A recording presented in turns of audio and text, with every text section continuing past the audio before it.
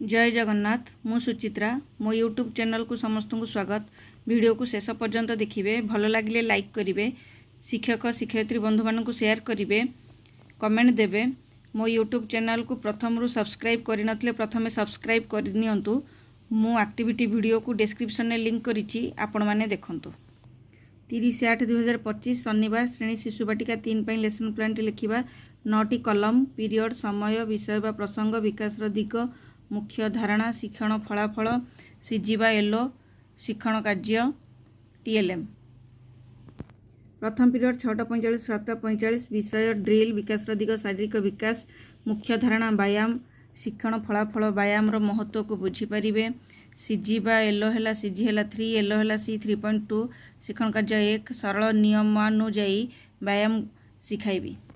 द्वितीय period 17:45 8:30 circle समय विकास दिग सामाजिक आवेगिक और नैतिक विकास मुख्य धारणा विभिन्न आवेग को बुझी कार्य करेंगे शिक्षण फलाफल विभिन्न आवेग को बुझी कार्य करें। सीजी है 4 एलो है सी 4.2 शिक्षण कार्य 1 तुम प्रिय सांग किए खराब व्यवहार प्रदर्शन कले तुम्हें कौन कर पिला आम यही भाव परिस्थिति दबा से आवेग को देखाइबे। पिला माने विभिन्न परिस्थिति विभिन्न आवेग प्रदर्शन करेंगे। तृतीय पीरियड 8:30 9:15 संख्या और परिवेश ज्ञान विकास दिग बौद्धिक विकास मुख्य धारणा परिवेश को पर्यवेक्षण कर सिद्धांत उपनीत हम शिक्षण फलाफल वर्षा ऋतु में व्यवहार करुवा वस्त्र विषय कहींपर। सीजी है 7 एलो है सी 7.2 शिक्षण कार्य 1 वर्षा ऋतु में व्यवहार करुवा वस्त्र विषय आलोचना करी। चतुर्थ पीरियड 10 ରୁ 10:45 कला और सौंदर्य बोध विकास दिग कला और सौंदर्य बोधर विकास मुख्य धारणा रचना और कल्पना शक्तिर विकास शिक्षण फलाफल रंगीन टुकुरा कागज रे कोलाज प्रस्तुत करें। सीजी है 12 एलो है सी 12.1 शिक्षण कार्य 1 रंगीन टुकुरा कागज को अठा लगाई फूल तैयारी करने शिखाइबी। टीएलएम है रंगीन कागज अठा कईची। यही एक्टिविटी को मु डिस्क्रिप्शन में लिंक करदेवी, आपण मैंने देखिए। पंचम पीरियड 10:45 11:30 भाषा और साक्षरता विकास दिग भाषागत विकास मुख्य धारणा कविता आवृत्ति सहित समाधान शब्द चिन्हट शिक्षण फलाफल अभिनय सह कविता आवृत्ति करें एवं समाधान शब्द चिन्हट करें। सीजी है 10 एलो है सी 10.6 शिक्षण कार्य 1 शिशु माने जानी शुणी कविता को अभिनय सह आवृत्ति करने सूचना देवी एवं शिशु बाटिका 3 कार्यपुस्तिका कार्य फर्द 37 कराइबी, जहाँ शिशु बाटिका 3 कार्यपुस्तिकार पृष्ठा 48 अच्छी। षष्ठ पीरियड 11:30 ରୁ 12ଟା घर बाहर खेल विकास दिग शारीरिक विकास मुख्य धारणा सूक्ष्म मांसपेशीर विकास शिक्षण फलाफल सूक्ष्म मांसपेशीर विकास हो पार। सीजी है 3 एलो है सी 3.3 शिक्षण कार्य 1 बिंदु जोड़ी चित्र करने सहित रंग देवाई उत्साहित करी। टीएलएम है कार्य फर्द। सप्तम पीरियड 12ଟା ରୁ 12:30 विद्या समर कार्य प्रथम पीरियड षष्ठ पीरियड जहाँ पाठ पढ़ी ताहार पुनः आलोचना करी। 30/8/2025 शनिवार श्रेणी प्रथम विद्या प्रवेश में लेसन प्लान टी लिखिबा। प्रथम पीरियड 6:45 17:45 ड्रिल प्रसंग योगासन मुख्य धारणा योगासन करेंगे शिक्षण फलाफल योगासन करें। एलो है HW 4.3 शिक्षण कार्य सरल नियम अनुजाई योगासन करने निमंते सूचना देवी।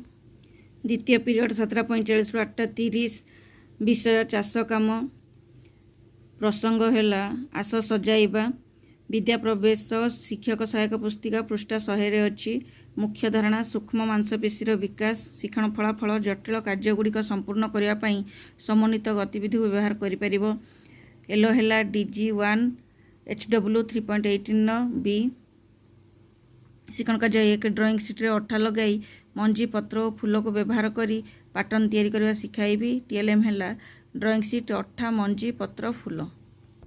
तृतीय पीरियड 8:30 ରୁ 9:15 चाष काम प्रसंग है शुण कुह विद्या प्रवेश शिक्षक सहायक पुस्तिका 162 अच्छी मुख्य धारणा गल्प कविता गीत गुड़िक बारंबार आसुवा शब्द ध्वनि को चिन्हट ट अक्षर चिन्हट करेंगे। शिक्षण बलाबल गल्प कविता गीत गुड़िक बारंबार आसुवा शब्द ध्वनि को चिन्ह पार ट अक्षर को चिन्हट कर। एलो है DG2 ECL 1 3.8 ए शिक्षण कार्य 1 अनुच्छेद को पढ़ी और पिला माने मो सहित पढ़े तापर पिला माने ट अक्षर थिबा शब्द कहिबे और लिखिबा पई सूचना देवी। टीएलएम है अनुच्छेद कार्ड। ଚତୁର୍ଥ ପିରିୟଡ଼ 10ଟାରୁ 10ଟା 45 ବିଷୟ ଚାଷ କାମ ପ୍ରସଙ୍ଗ ଆସ ଗଣିବା ବିଦ୍ୟା ପ୍ରବେଶ ଶିକ୍ଷକ ସହାୟକ ପୁସ୍ତିକା 230 ପୃଷ୍ଠାରେ ଅଛି। ବିଦ୍ୟା ପ୍ରବେଶ କାର୍ଯ୍ୟ ପୁସ୍ତିକା 71 କରାଇବା। ମୁଖ୍ୟ ଧାରଣା ସଂଖ୍ୟା ସହ ସଂଖ୍ୟା ସୂଚକଗୁଡ଼ିକୁ ଚିହ୍ନଟ କରିବେ ଓ 9 ପର୍ଯ୍ୟନ୍ତ ସଂଖ୍ୟା ସୂଚକକୁ କ୍ରମାଗତ ଲେଖିବେ। ଶିକ୍ଷଣ ଫଳାଫଳ 9 ପର୍ଯ୍ୟନ୍ତ ସଂଖ୍ୟା ସୂଚକକୁ କ୍ରମାଗତ ଭାବେ ଲେଖିପାରିବେ। ଏଲ ହେଲା DG3 IL 3.11। ଶିକ୍ଷଣ କାର୍ଯ୍ୟ 1 ମୋ ପାଖରେ ପେନସିଲ ରଖିବି ଏବଂ ପିଲାମାନଙ୍କୁ ପେନସିଲ ଦେବି। ମୁଁ ଗୋଟିଏ ପେନସିଲ ଦେଖାଇ 1 କହିବି ଏବଂ ପିଲାମାନେ ମଧ୍ୟ ଗୋଟିଏ ପେନସିଲକୁ ଦେଖାଇ 1 କହିବା ପାଇଁ ସୂଚନା ଦେବି। ଶିକ୍ଷଣ କାର୍ଯ୍ୟ 2 ବିଦ୍ୟା ପ୍ରବେଶ କାର୍ଯ୍ୟ ପୁସ୍ତିକାର କାର୍ଯ୍ୟଫର୍ଦ୍ଦ 71 ପୃଷ୍ଠା 73 କରାଇବି। TLM ହେଲା ପେନସିଲ। ପଞ୍ଚମ ପିରିୟଡ଼ 10ଟା 45 11ଟା 45 କଳା ଓ ସୌନ୍ଦର୍ଯ୍ୟବୋଧ ପ୍ରସଙ୍ଗ ଫୁଲମାଳା ପ୍ରସ୍ତୁତି। ମୁଖ୍ୟ ଧାରଣା ପିଲାମାନେ ଫୁଲରେ ତିଆରି ମାଳା ତିଆରି କରିବେ।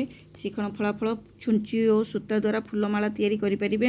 ଏଲ ହେଲା HW 4.18A। ଶିକ୍ଷଣ କାର୍ଯ୍ୟ 1 ବିଭିନ୍ନ ପ୍ରକାରର ଫୁଲ ଦେଇ ଫୁଲମାଳା ବା ଫୁଲହାର ପ୍ରସ୍ତୁତ କରିବା ପାଇଁ ସୂଚନା ଦେବି। TLM ହେଲା ଫୁଲ ଛୁଞ୍ଚି ସୂତା।